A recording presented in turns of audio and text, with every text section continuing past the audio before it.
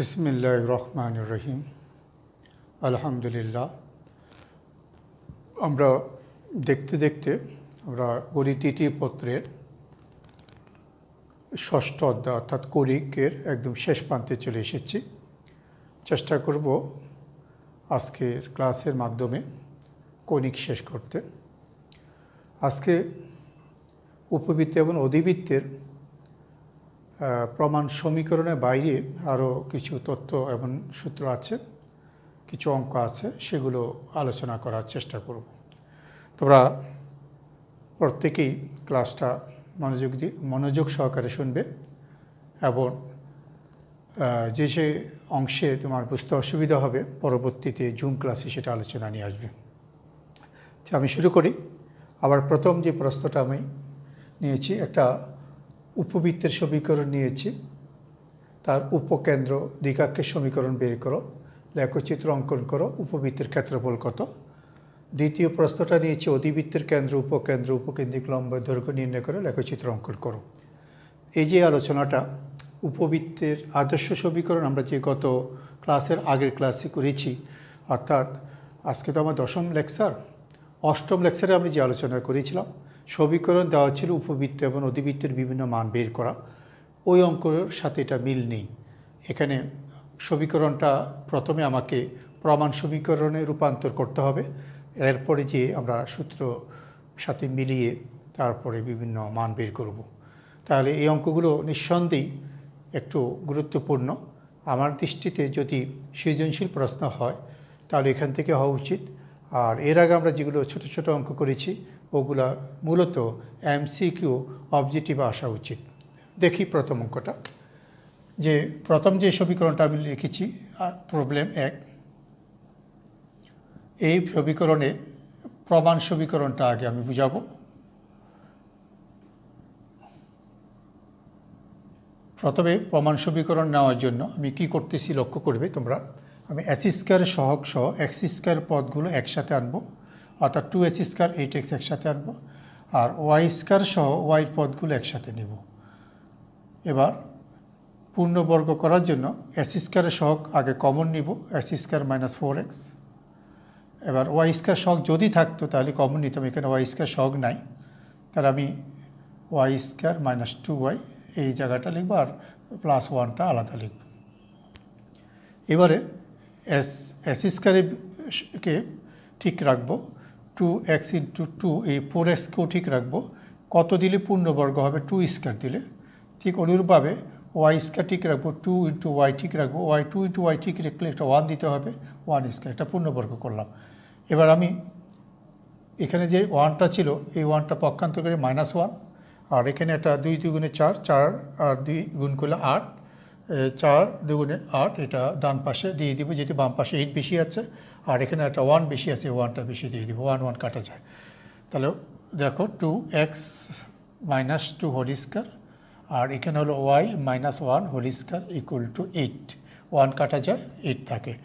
প্রমাণ সমীকরণে আনার জন্য আমি এবার এই 4 দিয়ে 8 দিয়ে ভাগ করলে এখানে হয়ে যাবে 4, আর এখানে হবে y - 1 হোল স্কয়ার বাই কত 8 = 1। তাহলে আমরা যারা উপবৃত্ত আগে অঙ্ক করেছি এখন আমি বুঝতে পারবো এটা একটা উপবৃত্ত। উপবৃত্তের আদর্শ সমীকরণ মাঝখানে প্লাস থাকবে, চলকের বর্গ বাই ধ্রুবক, চলকের বর্গ বাই ধ্রুবক = 1। আমাকে যদি প্রশ্ন এরকম বলতো এটা কিসের সমীকরণ নির্দেশ করে, আমি এইভাবে ক্যালকুলেশন করে এখানে আসবো, এসে বলবো এটা উপবৃত্ত নির্দেশ করে। যদিও উপবৃত্ত নির্দেশ করার আরেকটা ফর্মুলা আছে, যে ফর্মুলাটা এসএসসি পর্যায়ে বইতে প্রয়োগ করা নাই, এটা উপরের লেভেলে অনার্স পর্যায়ের বইতে লেখা আছে। তো এই সূত্রটা ছাড়াই আমরা আদর্শ আকারটা মনে রাখবো যে s² by something plus y² by something = 1 হলে এটা উপবৃত্ত, মাঝখানে প্লাস থাকতে হবে, নিচে ধ্রুবক দুটো অসমান থাকতে হবে, তাহলে আমরা উপবৃত্ত বলবো। এবার উপবৃত্তের যে প্রমাণ সমীকরণ আমরা আগে আলোচনা করেছিলাম, এইটাকে দিব X, আর এই 4কে লিখব 2², এটাকে দিব Y, আর 8কে দিব √8 বা 2√2 হোল স্কয়ার = 1। তা আমি পাশে এদের নামকরণ করতেছি, যে ধরে নিচ্ছি X হলো x - 2, আর ক্যাপিটাল ওয়াই ইকুয়াল টু হলো ক্যাপিটাল ওয়াই ইকুয়াল টু হলো ওয়াই মাইনাস 1, আর এ ইকুয়াল টু হলো 2, আর বি ইকুয়াল টু হলো √8। আর √8 আমরা চাইলে 2√2 লিখতে পারি, অর্থাৎ এটা এ এটা বি হয়ে গেল। তাহলে আবার আদর্শ সমীকরণটা দাঁড়াইল কি, অতএব আমরা লিখতে পারি S square capital S square divide by A square capital Y square by B square equal to 1, যেখানে এখানে বি এ চেয়ে বড়, বিটা বড়। তা আমরা যারা আগে উপবৃত্তের ক্লাস ধারাবাহিকভাবে করেছি আমরা অবশ্যই বুঝতে পারবো এটা উপবৃত্তের আদর্শ সমীকরণের সাথে মিলে গেছে, যদিও ওখানে ছোট হাতের এক্স ছোট হাতের ওয়াই ছিল। এবার আমার এই অঙ্কে আমি চেয়েছি উপকেন্দ্র দ্বিঘাক্ষের সমীকরণ, উপকেন্দ্র বের করতে বলেছি। এই যে দেখো উপকেন্দ্র দ্বিঘাক্ষের সমীকরণ। তাহলে আমি দুইটা উত্তর চেয়েছি, এই দুটো উত্তর আগে শেষ করি। তাহলে আমি প্রথমে লিখব উপকেন্দ্র লিখে সূত্রটা লিখব। তাহলে এই অঙ্কটা কোন সূত্রে যায় আমাকে মনে রাখতে হবে, capital X capital Y equal to উপকেন্দ্রের সূত্র হলো 0 প্লাস মাইনাস বিই। তাহলে আবার ই তো দরকার হয়ে গেছে, ই না বের করলে তো আমি বাড়ি করতে পারবো না। তো ই সূত্রটা আমরা কিন্তু জানি, তাহলে আমি এখানে ইটা আগে বের করে নিব। এক capital X equal to 0, capital Y equal to plus minus B. তাহলে ইটা আগে বের করে নেব। এই সূত্র কি √ আবার 1 প্লাস যে -1 মাইনাস যে বড় সে নিচ্ছে, তাহলে আমার বড়টাকে এখানে হলো বি হলো বড়, তাহলে বি স্কয়ার বলতে এখানে √8, বি স্কয়ার উপরে হলো এ স্কয়ার। তাহলে আমি ইর মানটা বের করলে আসে 1 মাইনাস এ হলো এখানে এ স্কয়ার হলো 4, নিচে হলো 8, দেখো 4 আর হলো 8, তাহলে এখানে হাফ হয়, তাহলে কাটলে 1/√2 হয়। তাহলে আমি ইর মানটা পেয়ে গেছি। তাহলে ক্যাপিটাল এক্স এবং ক্যাপিটাল ওয়াই বসাই দিব। ক্যাপিটাল এক্স ছিল x - 2 ইকুয়াল টু 0, আর ক্যাপিটাল ওয়াই ছিল y - 1 equal to plus minus B হলো এখানে বি হলো √8 অর্থাৎ 2√2, বি হলো 2√2, আর ই এখানে হলো 1/√2, ই হলো 1/√2। তাহলে এখানে এক্স ইকুয়াল টু আসলো 2 আর ওয়াই ইকুয়াল টু আসলো এখানে √2 কাটা যায়, তাহলে প্লাস মাইনাস 2 প্লাস 1। আমি যদি আলাদা আলাদা সরল করি তাহলে আমার এখানে আসে এক্স ইকুয়াল টু 2 আর ওয়াই ইকুয়াল টু আসে পরপর দুইটা, একটা আসে প্লাস দিলে 3 আর মাইনাস দিলে হয় -1। তাহলে আমি উপকেন্দ্র এই মাত্র উপকেন্দ্র শেষ করলাম। উপকেন্দ্র এসেছে কত 2,3, আরেকটা এসেছে 2,-1। তাহলে যারা আমার সব ক্লাস করছো দেখো পরাবৃত্তের মধ্যেও আমরা এই ধরনের অঙ্ক করেছি, ক্যাপিটাল এস ক্যাপিটাল ওয়াই দিয়ে অঙ্ক করেছি। সেই ক্যাপিটাল এস ক্যাপিটাল ওয়াইয়ের অঙ্ক এখানে মিলে গেছে, উপবৃত্তের মধ্যেও আছে। তা আমি প্রথম যে উত্তরটা চেয়েছি উপকেন্দ্র বের করো, এটা এসেছে উপকেন্দ্র। দ্বিতীয় উত্তরটা হলো দ্বিঘাক্ষের সমীকরণ বের করো। তো দ্বিঘাক্ষের সমীকরণের সূত্র আছে আমাদের, দ্বিঘাক্ষের সমীকরণের সূত্রটা আগে লিখবো আমি। দ্বিঘাক্ষের সমীকরণ আমার দ্বিঘাক্ষের সমীকরণ ছিল y equal to plus minus B. এটা কোন সূত্র আমরা জানি যে এ যদি বড় হয় বি যদি বড় হয়, আলাদা আলাদা দুইটা কলাম উপবৃত্তের, এটা উপবৃত্তের দ্বিতীয় কলামের সূত্র y equal to plus minus B. তাহলে আমরা ওয়াই তো এখানে লিখবো না, ক্যাপিটাল ওয়াই লিখবো, ওয়াই জায়গায় আমরা লিখবো ক্যাপিটাল ওয়াই, এই যে ক্যাপিটাল ওয়াই লিখবো। এবার আমি যদি ওয়াই এবং ক্যাপিটাল ওয়াই বিইর মান বসিয়ে সরল করি আমি দ্বিঘাক্ষের সমীকরণ পেয়ে যাব। তারপরে চেয়েছি লেখচিত্র অঙ্কন করো। তো লেখচিত্র অঙ্কনটা আমি যদি উপকেন্দ্র পেয়েছি, দুটো উপকেন্দ্র দিয়ে আমি লেখচিত্র অঙ্কন করতে পারি, অথবা আমি এখানে কেন্দ্রটা মুখে বলতে পারি। কেন্দ্রটা হলো এখানে এক্সের মান 2, ওয়াই মান 1। তাহলে একটা পরাবৃত্তের চিত্র আঁকতে হলে আমি যদি এরকম কেন্দ্রটা যদি বসাতে পারি, কেন্দ্র মানে যে ওয়াই মান 1, একটু পরে আমি সূত্রটা বলবো। এই ওয়াইয়ের পরে যে -1 এটা হলো কুটি, এক্সের পরে যে -2 এটা হলো ভুজ, এটা হলো কেন্দ্র। যদি আমি কেন্দ্র বের করতে বলতাম, আমি তো কেন্দ্র বের করি নাই, যদি কেন্দ্র বের করতে বলতাম তাহলে কেন্দ্র হলো এখানে 2 1। এই কেন্দ্রটা বসাই দিলাম, ধরো 2 1, মূল বিন্দু থেকে ডান দিকে 2, উপর দিকে এলো কেন্দ্র। তারপর উপকেন্দ্রটা বসাইলাম, তাহলে ডান দিকে 2 একক যে নিচের দিকে উপর দিকে 3 একক, আর ডান দিকে 2 একক যে নিচের দিকে 1 একক। এই হলো আমার অক্ষরেখাটা। তাহলে উপবৃত্তটা আমার এরকম ডিম্বাকার হবে। তাহলে উপবৃত্তের চিত্র কেমন এটা তোমাকে ধারণা রাখতে হবে। তারপর আরেকটা উত্তর চেয়েছি উপবৃত্তের ক্ষেত্রফল। এই সূত্রটা আমার আগে পরে লেখা হয়নি, অঙ্কের ভিতরে লেখা হয়েছে। উপবৃত্তের ক্ষেত্রফলের সূত্র আমরা পেয়েছি আমাদের ক্যালকুলাসের 10ম অধ্যায়। উপবৃত্তের ক্ষেত্রফলের সূত্র আমরা পেয়েছি π × AB, ক্যালকুলাসের 10ম অধ্যায় মানে প্রথম পত্রের দশম অধ্যায় শেষ, ক্যালকুলাসের একদম শেষের দিকে ইন্টিগ্রেশনের মধ্যে আমরা একটা অঙ্কই করাইছি যে উপবৃত্তের ক্ষেত্রফল পাই ইন্টু এ বি। তাহলে এখানে উপবৃত্তের ক্ষেত্রফল যেহেতু চেয়েছে, উপবৃত্তের ক্ষেত্রফল এখানে এ এবং বির মান তো এসেছে, এ এবং B pi into A B. তাহলে উপবৃত্তের ক্ষেত্রফল যদি চায় আমরা লিখব উপবৃত্তের ক্ষেত্রফল ইকুয়াল টু এইভাবে লিখব, উপবৃত্তের ক্ষেত্রফল ইকুয়াল টু হলো পাই ইন্টু এ বি।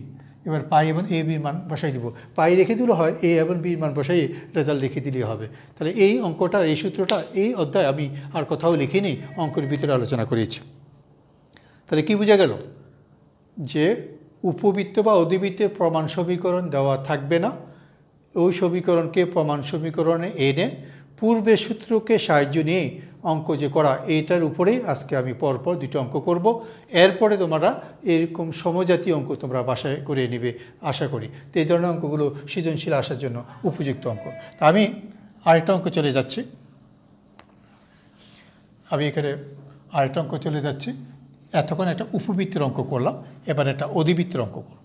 অধিবৃত্তের অঙ্কের মধ্যে আমি যে অঙ্কটা এখানে বোর্ডে লিখিয়েছি, এটা একইভাবে আমি 9x², 16y², তারপরে 72x, 32y -16 = 0। তাহলে এটাকে যদি আমরা সাজাই, 9s² সহ এক্সের চলক বা প্রথমে সাজাবো, y² সহ y চলক সাজাবো, আর ধ্রুবকটা ডান পাশে নিয়ে যাব।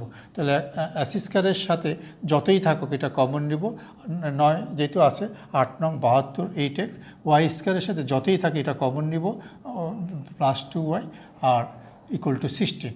এবার এখানে আমি পূর্ণ বর্গ করার জন্য এখানে 2 × x × 4 লিখব, 8 মিলাতে হবে, তাহলে 4² তাহলে দেখো এখানে 8x ছিল, তাহলে 2 × 4 8, 8কে 4² দিয়ে হোল² বানাবো। ঠিক অনুরূপভাবে এখানে y² + 2 × y × 1 + 1² দেব। এবার অতিরিক্ত কত রেখেছি, 16 তো আগেই ছিল, 16 লিখলাম। তারপরে 9, এই 4 নং 36 বাম পাশে বেশি, +36 দিলাম। আর এখানে -16 বেশি বাম পাশে, তো -16 দিলাম। তাহলে আমার এখানে আসে 9x - 4 হোল², তারপরে 16 y + 1 হোল² = 36। এবার 36 দিয়ে ভাগ করে দেব, x - 4 হোল², 4 নং 36 মাইনাস y + 1 হোল², এখানে 36 উপরে হলো 16 তো ঠিক আছে, হ্যাঁ 16। তাহলে একটা কাজ করে আরেক লাইন দেখাই, 9/36, 16/36 = 1। এবার একটু কাটাকাটি করব, তাহলে x - 4 হোল², 4 নং 36 4, আর এখানে কাটাকাটি করলে 4 × 4 = 16, 4 × 4 = 16, 4 নং 36, তাহলে 4 এখানে একবারে লিখে ফেলি, y + 1 হোল², 4 নং 36, 4 × 4 = 16, এই = 1। তাহলে আমরা আদর্শ আকারে নিয়ে আসলাম এ এবং বি এর মান। আমি কোথাও ভুল যদি না করে থাকি তাহলে এটাই তোমাদের আসবে। একটু ভুল হয়েছে দেখা যায়, একটু ভুল হয়েছে কোথায় একটু চেক করে নিচ্ছি। এখানে ভুল করছে, 4 × 4 = 16, 16 4 16 আর এটা হলো 144, এটা 144 হবে, 144। তাহলে এটা 144, তাহলে এটা 144, 144, এখানে 144, হ্যাঁ এবার ঠিক আছে। তাহলে 144কে যখন আমরা 9-এর সাথে কাটাকাটি করব তাহলে হবে 16, আর এখানে যখন কাটাকাটি করবো 144-এর সাথে 16 যখন কাটাকাটি করবো এখানে হবে 9। তাহলে আমরা এ বি পেয়ে গেছি, এই হলো 4।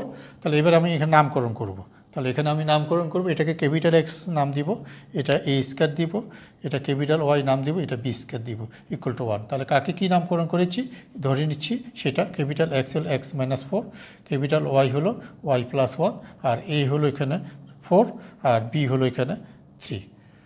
এই নামকরণ করার পরে আমি বুঝিয়ে বলছি এটা অধিবৃত্ত, মাঝখানে মাইনাস এসেছে, এটা একটা অধিবৃত্ত, এই যে মাঝখানে মাইনাস। এখন অধিবৃত্তে কোন সমীকরণ, এটা অধিবৃত্তের আমরা সূত্র আলোচনাতে 2টা সমীকরণ বলেছিলাম, প্রথম সমীকরণের সাথে মিলে যায়, তাই এটা প্রথম সমীকরণের সূত্রগুলো আমরা কাউন্ট করব। তাহলে আমরা কী উত্তর চেয়েছি, অধিবৃত্তের কেন্দ্র চেয়েছি, উপকেন্দ্র চেয়েছি, উপকেন্দ্রিক লম্বদৈর্ঘ্য চেয়েছি। তাহলে আমাকে প্রথমে অধিবৃত্তের বের করতে হবে। তো উৎকেন্দ্রিকতার আগে বের করে ফেলি, উৎকেন্দ্রিকতা =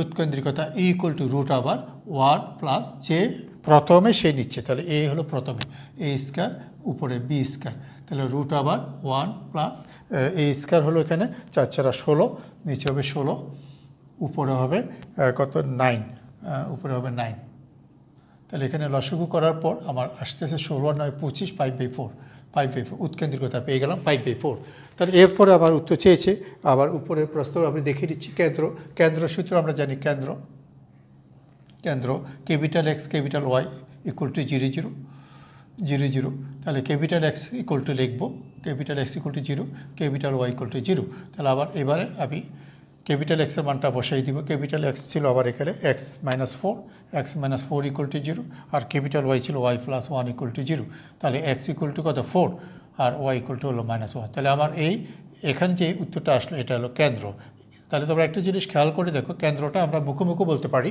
এই এক্সের ভিতরে যে -4 এটা তার ভুজ, আর ওয়াইয়ের পরে যে +1 এটা তার কুটি। কেন্দ্রটা আমরা পেয়ে গেলাম। তারপরে উপকেন্দ্র। তাহলে আমি উপকেন্দ্র সূত্রটা আবার লিখব। উপকেন্দ্র সূত্রটা লিখব যেহেতু এটা অধিবৃত্তের প্রথম কলামে পড়ছে। উপকেন্দ্র সূত্র হলো capital X capital Y equal to +- (0). তাহলে উপকেন্দ্র আমরা এখানে সরল করে আমরা ক্যাপিটাল এক্স সমান ভুজ, ক্যাপিটাল ওয়াই সমান কোটি বসিয়ে সরল করে উপকেন্দ্রটা পাবো। তারপর বলছি উপকেন্দ্রিক লম্ব দৈর্ঘ্য। তাহলে উপকেন্দ্রিক লম্ব দৈর্ঘ্যটা কত হবে?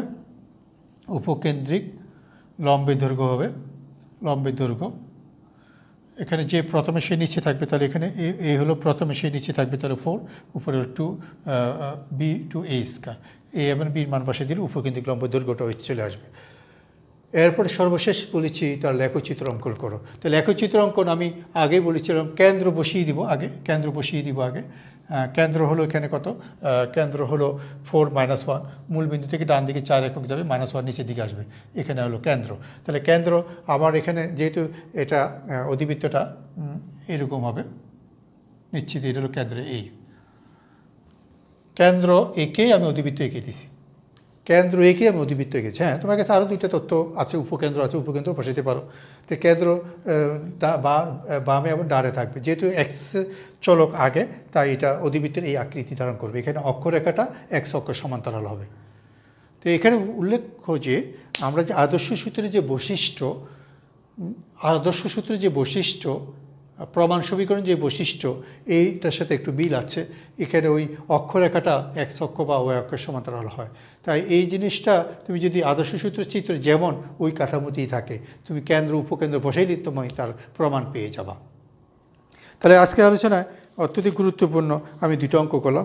যেই 2টা অঙ্ক আমি এখন করলাম, এই 2টা অঙ্ক অনুসারে আমি কিন্তু এখন সূত্র প্রতিপাদন করতে পারি। এখান থেকে আমি আরও 2টা সূত্র যোগ করতে পারি। এখন আমি এই 2টা অঙ্কের মাধ্যমে আমি যে সূত্রগুলো আমি পেয়েছি, অর্থাৎ অঙ্কের যে কাঠামো, যে ক্যাপিটাল এক্স ক্যাপিটাল যাকে নিয়ে আমরা একটা ফর্ম পেয়েছি, এটার উপরে ভিত্তি করে আরও আমরা প্রমাণ সমীকরণ পেতে পারি। ওই সূত্রগুলো আমি এখন দেখাচ্ছি। আমরা কেন্দ্র আলফা বিটা, বৃহৎ অক্ষ এক্স অক্ষ সমান্তরাল এবং ক্ষুদ্র অক্ষ ওয়াই অক্ষ সমান্তরাল উপবৃত্তের সমীকরণটা লিখব। এখানে আমরা যদি চিত্রটা আঁকি, যে এই হলো আমার মূলত এক্স অক্ষ আর এটা হলো ওয়াই অক্ষ। এখন একটা উপবৃত্ত এখানে আছে, এটা হলো বৃহৎ অক্ষ আর এটা হলো ক্ষুদ্র অক্ষ। খেয়াল করব, এটা হলো এক্স অক্ষের সমান্তরাল হলো বৃহৎ অক্ষটা, আর ওয়াই অক্ষের সমান্তরাল হলো ক্ষুদ্র অক্ষটা, আর কেন্দ্রটা হলো এখানে।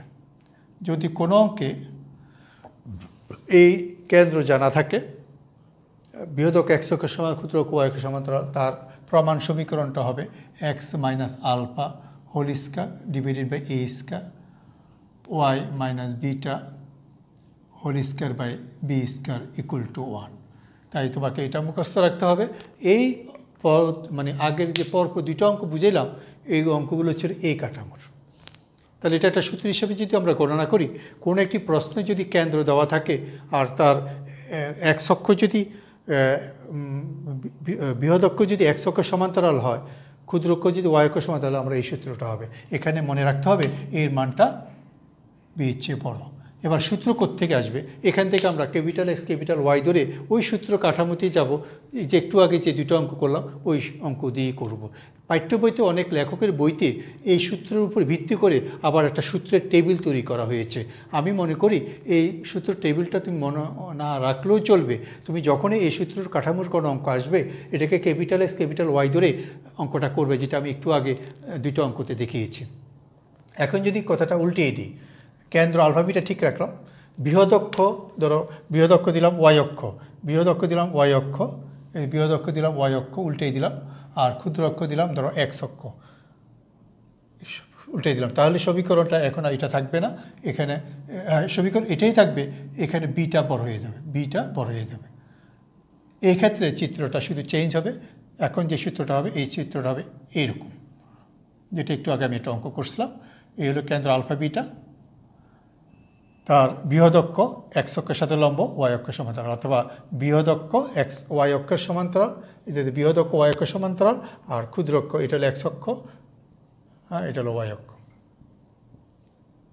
তাহলে এ বি বড় ছোটোর ক্ষেত্রে আমার যে চেঞ্জ হবে, এই চেঞ্জটা আমরা একটু মনে রাখার চেষ্টা করব। এটির উপর সরাসরি প্রশ্ন হইতে পারে। আমি যদি সূত্র কোনো অঙ্কে কেন্দ্র দেওয়া থাকে আর আমি যদি প্রশ্ন থেকে বুঝতে পারি তার অক্ষরেখাগুলো স্থানাঙ্কের অক্ষের সাথে সমান্তরাল বা লম্ব, তাহলে আমি নিশ্চিত হব এই দুই সূত্রের মধ্যে অঙ্কটা পড়বে। যদি বৃহদক্ষ এক্স অক্ষের সমান্তরাল হয় তাহলে এই সূত্র দিয়ে করব, আর বৃহদক্ষ যদি ওয়াই অক্ষের সমান্তরাল বা এক্স অক্ষের সাথে লম্ব হয় তাহলে এই সূত্র দিয়ে অঙ্ক করব। তবে এই সূত্রটা আমরা কখন ব্যবহার করব? যদি কেন্দ্র দেওয়া থাকে। কেন্দ্র দেওয়া থাকে, অনেক সময় উপকেন্দ্র দেওয়া থাকতে পারে, উপকেন্দ্র দ্বয় দেওয়া থাকলে উপকেন্দ্রের মধ্যবিন্দু হলো কেন্দ্র, সেভাবে আমরা করতে পারবো। ঠিক এখানে যেভাবে বললাম উপবৃত্ত, আমি অধিবৃত্তের ক্ষেত্রে সেম কথা বলতে পারি, যে অধিবৃত্তের কেন্দ্র আলফা বিটা, অধিবৃত্তের ক্ষেত্রে লিখলাম ধরো আর অক্ষ এক্স অক্ষ এবং অনুবন্ধী অক্ষ ওয়াই অক্ষ সমান্তরাল। এবার বললাম অধিবৃত্তের সমীকরণ, আমি অধি কথাটা লাগাই দিলাম। তাহলে এই ক্ষেত্রে চিত্রটা কেমন হবে? এই ক্ষেত্রে চিত্রটা অধিবৃত্ত যেটি বললাম, একইভাবে আমরা এই চিত্রের কাছাকাছি হবে। কি হবে? এই চিত্রের কাছাকাছি হবে। এবার বক্রতা হবে আউটমুখী। এই যে আমি এলো এই এক্স অক্ষ আঁকলাম, এর ওয়াই অক্ষ আঁকলাম, তাহলে আমি ধরে নিচ্ছি কেন্দ্রটা ধরো এখানে আছে আলফা বিটা, তাহলে আমি এখানে একটা বক্ররেখা আঁকবো, এখানে একটা বক্রতা আঁকবো। এই হলো আমার বৃহৎ অক্ষ বা আর অক্ষ। এই আর অক্ষটা এক্স অক্ষের সাথে সমান্তরাল। ঠিক যদি উল্টেই দিই আবার, অর্থাৎ উল্টেই দিই মানে আমি এটাকে যদি Y minus beta whole square by B square X minus alpha whole square by A square equal to 1 এইভাবে স্থানান্তর করি, তখন নতুন চিত্রটা হবে। আমি এখানেই দেখিয়ে দিচ্ছি, ধরো এই হলো আলফা বিটা, তখন অধিবৃত্তের আকৃতিটা হবে এই। যদি এরকম আকৃতি হয় তাহলে আমি প্রশ্ন পড়ে আমি প্রশ্ন দেওয়া তথ্য অনুযায়ী যদি আমি চিত্র আঁকতে পারি, এই চারটা চিত্রের সাথে কোনোটার সাথে মিলল আমি দেখব উপবৃত্তের সাথে মিলল নাকি অধিবৃত্তের সাথে মিলল। এই অঙ্কগুলো সাধারণত প্রশ্নপত্রে কেন্দ্র উল্লেখ থাকতে পারে বা কেন্দ্র বের করার একটা সুযোগ থাকতে পারে। আর অক্ষরেখা অর্থাৎ উপবৃত্তের অক্ষরেখা বা অধিবৃত্তের অক্ষরেখা স্থানাঙ্কের অক্ষের সাথে সমান্তরাল যদি হয় তাহলে আমরা এই সূত্র ব্যবহার করতে পারবো। যদি অক্ষরেখা স্থানাঙ্ক অক্ষের সাথে সমান্তরাল না হয়ে বাঁকা হয় তাহলে কিন্তু করা যাবে না। তাহলে আমি এখন যে সূত্রগুলো আলোচনা করলাম এই সূত্রের উপর আমি একটা দুটো অঙ্ক আলোচনা করতে পারি। এখন দেখো এই সূত্রের উপর দিয়ে একটা অঙ্ক, তাহলে আমরা এখন এই অঙ্কটা একটু দেখে নিই কী বলছে। একটু উপবৃত্তের উপকেন্দ্রদ্বয় 1 - 1 এবং 5 - 1 বৃহৎ অক্ষের দৈর্ঘ্য 8 হইলে উপবৃত্তের সমীকরণ নির্ণয় করো। বৃহৎ অক্ষের দৈর্ঘ্য তা আমি প্রশ্নটা একটু চিত্র আঁকতে চাই। তাহলে আমি আমি যে প্রশ্নটা রেখেছি 3 নম্বর প্রশ্নটা একটু চিত্র আঁকতে চাই। 1 - 1 মূল বিন্দু থেকে ডান দিকে 1 একক, নিচের দিকে 1 একক। 5 - 1 মূল বিন্দু থেকে ডান দিকে 5 একক, নিচের দিকে 1 একক। এই হলো আমার দুইটা বিন্দু উপকেন্দ্র। এটা হলো উপকেন্দ্র যেহেতু এই দুইটা বিন্দু সমান্তরাল অক্ষের সাথে যে আমি যোগ করে দিচ্ছি, এই দুইটা বিন্দু কিন্তু এক্স অক্ষের সমান্তরাল। এটা আমার এক্স অক্ষ, হ্যাঁ এটা হলো আমার ওয়াই অক্ষ। আমি এই দুইটা বিন্দু হলো উপকেন্দ্র, তাহলে উপবৃত্তটাতে এরকম হবে এটা আমরা নিশ্চিত হয়ে গেলাম। তার এই বৃহৎ অক্ষটা এক্স অক্ষের সমান্তরাল। তাহলে উপকেন্দ্র ঠিক দুই উপকেন্দ্রের মধ্যবিন্দুই হলো কেন্দ্র। তাহলে আমি এখানে প্রশ্ন শুরুতেই যখন আমি দেখলাম আমার এখানে উপকেন্দ্র দেওয়া আছে, তা আমি উপকেন্দ্র দুইটা আগে চিত্রের মধ্যে দেখাবো, অর্থাৎ বিন্দুর মধ্যে ভুজ বা কুটি সমান কিনা। এখানে কুটি সমান আছে, তাহলে বিন্দু দুইটা বসাইলে আমি বুঝবো এক্স অক্ষ বা ওই অক্ষের সমান্তরাল হবে। তাহলে উপকেন্দ্র দুইটি হলো 1 -1 এবং 5 -1। তাহলে কেন্দ্র যদি বের করি, কেন্দ্র হলো ভুজদ্বয়ের যোগফল বাই 2, কুটিদ্বয়ের যোগফল বাই 2। তাহলে আমার কেন্দ্র এসেছে 3, -1। তাহলে এই কেন্দ্রটা আমরা পেয়ে গেলাম। এই যে এই হলো কেন্দ্র। তাহলে আমরা কেন্দ্র পেয়ে গেছি 3, 1। আর এই উপকেন্দ্র প্রথমটাকে S1 নাম দাও, এটাকে S2 নাম দাও। তো কেন্দ্র পেয়েছি, তার চিত্র আঁকার পর বুঝেছি বৃহৎ অক্ষটা এক্স অক্ষ সমান্তরাল। তাহলে আমরা কোন সূত্রে যাবে বুঝে ফেলছি। আমি ধরে বলবো, ধরি উপবৃত্তের সমীকরণ, ধরি উপবৃত্তের সমীকরণ। একটু আগে যে সূত্র আলোচনা করেছি, x - 3 হোল স্কয়ার, এটা হলো alpha divided by a square যোগ y + 1 whole square divided by b square. এখানে লক্ষ্য করে দেখো এক্স অক্ষটাই বৃহৎ অক্ষ যা এক্স অক্ষের সমান্তরাল, অতএব আমি বলবো এটা a বড়। তাহলে এখানে a > b। আমার উদ্দেশ্য হবে a এবং b বের করা। তাহলে প্রশ্নের মধ্যে দেওয়া আছে বৃহৎ অক্ষের দৈর্ঘ্য। তাহলে বৃহৎ অক্ষের দৈর্ঘ্য সূত্র আমরা জানি, অক্ষের দৈর্ঘ্যের সূত্র সবসময় আদর্শ সূত্রগুলোই হয় 2a × a হলো এখানে আমি 2a এর মান তো জানি, 2a = বৃহৎ অক্ষের দৈর্ঘ্য যেহেতু 8 আছে, 2a = 8, আমি =8 লিখে দেবো। এই যে বৃহৎ অক্ষের দৈর্ঘ্য 2a = 8, অর্থাৎ a = 4। এরপর উপকেন্দ্র দুটি দূরত্ব দেওয়া আছে। উপকেন্দ্র যেটি দূরত্ব দেওয়া আছে, উপকেন্দ্রের দুটি দূরত্ব S1, উপকেন্দ্র S1, S2, এই উপকেন্দ্রের দূরত্ব 2a। তোমাদের একটু মনে রাখতে হবে দূরত্বের সূত্র ক্যাপিটাল এক্স বা ক্যাপিটাল ওয়াই উপবৃত্ত বা অধিবৃত্ত হোক, দূরত্বের সূত্র সকল ক্ষেত্রে আমি আদর্শ সূত্র যেগুলো মুখস্থ করছি ওই সূত্রগুলোই হবে। তাহলে উপকেন্দ্র দুটি দূরত্ব হলো 2ae। তাহলে আমি এখানে যদি উপকেন্দ্র দুটি দূরত্ব আমি বের করতে পারি, দুই উপকেন্দ্র যেহেতু দেওয়া আছে, দুই উপকেন্দ্রের দূরত্ব আমি বের করতে পারি কীভাবে, S1 - S2। তাহলে 1 - 5 হোল স্কয়ার, আর এখানে -1 - 1 এটা তো লাগে না। তাহলে আমি এখানে অবশ্য কুটি যেহেতু সমান আছে, আমি এটা পরম মান দিয়ে ব্যবহার করে দিই, 1 - 5 পরম মান = 2ae।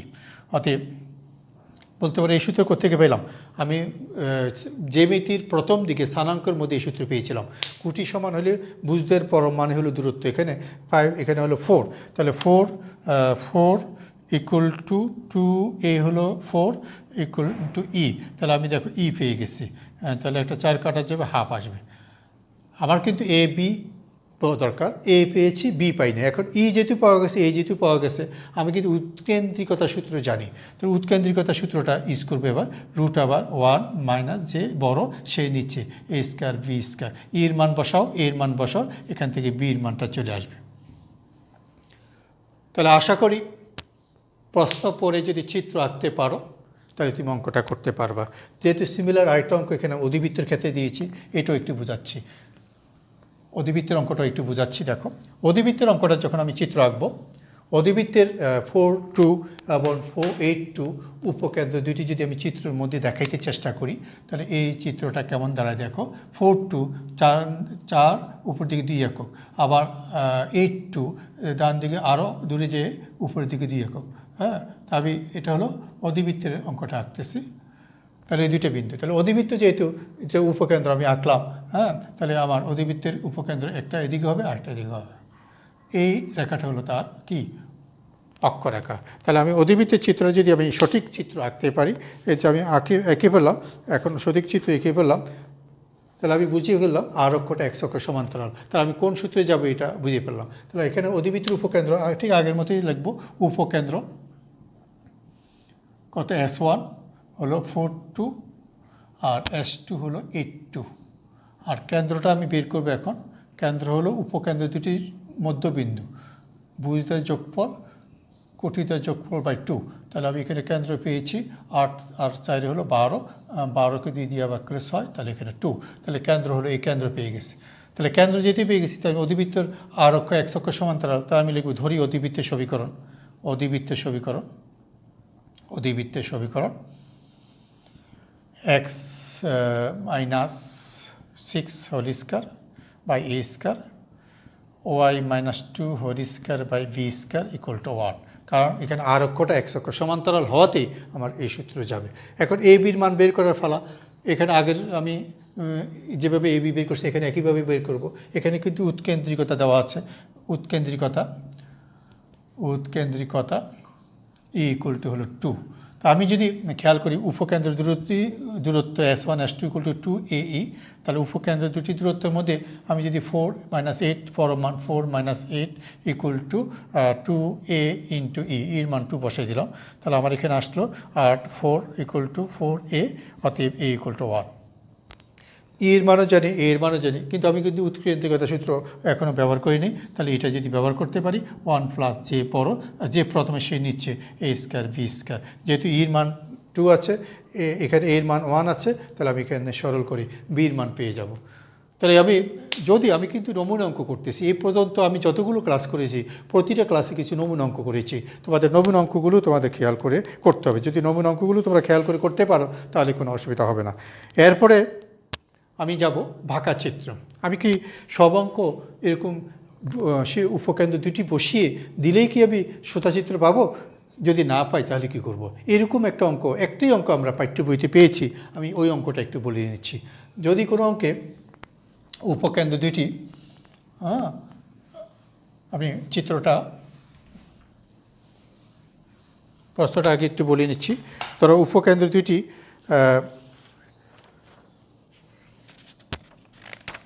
নতুন প্রশ্ন, এগুলো 5। উপকেন্দ্র একটা নিলাম 1 - 1, এটা ঠিক আছে, -2 2 -2 2, আর বৃহদক্ষের দৈর্ঘ্য 8, উপবৃত্তের সমীকরণ নির্ণয় করে। এবার আমি প্রশ্ন সামান্য একটু পরিবর্তন করলাম, এবার আমি প্রশ্ন চিত্র আঁকবো। এবার দেখি কী ঘটে।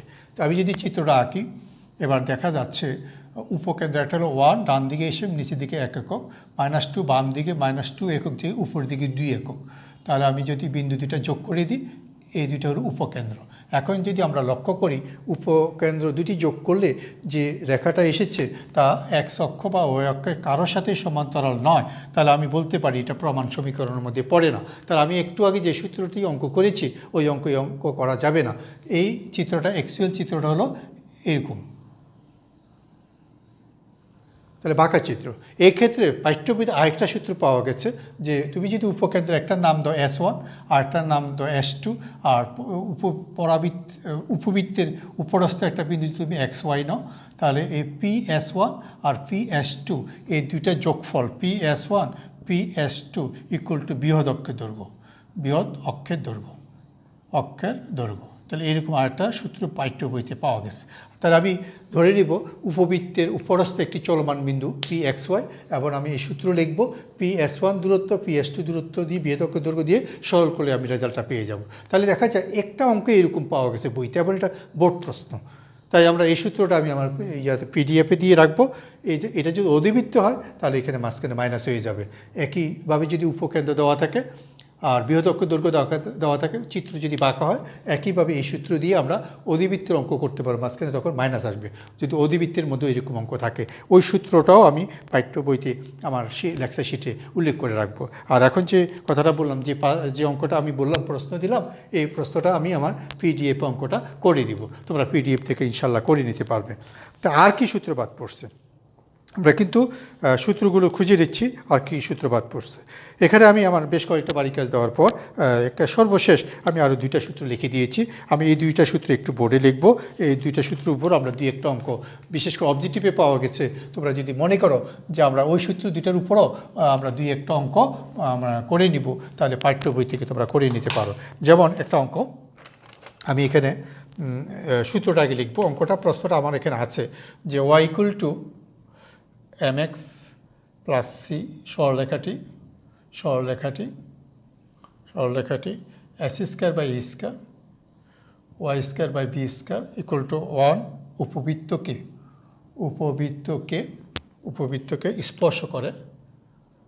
স্পর্শ করবে যদি c equal to plus minus root over a square m square যোগ বি স্কোয়ার হয়। তাহলে এই সূত্রটার উপরে আমি অবজেক্টিভ প্রশ্ন পেতে পারি। হ্যাঁ, কবি যদি বলে স্যার আমি সূত্রটা ভুলে গেছি, তা আমি কীভাবে কী করব। এখানে সহজ একটা উপায় আছে। যদি এই সরলরেখা ওয়াইয়ের মানটা যদি এখানে বসাই দাও, এটা এক্সের একটা দ্বিঘাত সমীকরণ আসে। ওই দ্বিঘাত সমীকরণের মূলদ্বয় সমান হবে যদি স্পর্শক হয়, আর তখন নিশ্চয়ক শূন্য হয়। সেভাবে করা যেতে পারে। আর আমরা সেভাবে না করি, সূত্রটা যদি মুখস্থ রাখি তাহলে আবার খুব সহজ। সি বলতে এখানে সরলরেখার সি, প্লাস মাইনাস এ বলতে বোঝাচ্ছে ওই যে এক্সের নিচে যে এ স্কোয়ার, আর এফ বলতে সরলরেখার ঢাল, আর বি স্কোয়ার বলতে ওয়াই নিচে যে সংখ্যাটা আছে। তাহলে সির মানটা আমরা এই পদ্ধতিতে বের করলে আমার সহজ হয়ে যাবে। আমি আমার পিডিএফে ছোট্ট একটা অঙ্ক এইভাবে আমি প্রশ্ন দিয়ে রাখবো, তোমরা এটা করে নেবা। এটা বাড়ি কাজ হিসেবে দেওয়া আছে, ইঙ্গিত হিসেবে দেওয়া আছে। এরপরে যদি কখনো বলে স্পর্শবিন্দু বের করো, এই দুইটা সমাধান করে বিন্দুটা বের করে নিলেই হবে। স্পর্শবিন্দুর ক্ষেত্রে সূত্র মনে রাখার দরকার নেই, পাঠ্যবইতে যদিও সূত্র আছে। তো আরেকটা সূত্র আমি তোমাদেরকে স্মরণ করাই দিই। আমি উপবৃত্ত অধিবৃত্ত সব ক্ষেত্রে এটা আছে যে S square by A square Y square by B square equal to 1। উপবৃত্তের কোনো জায়ের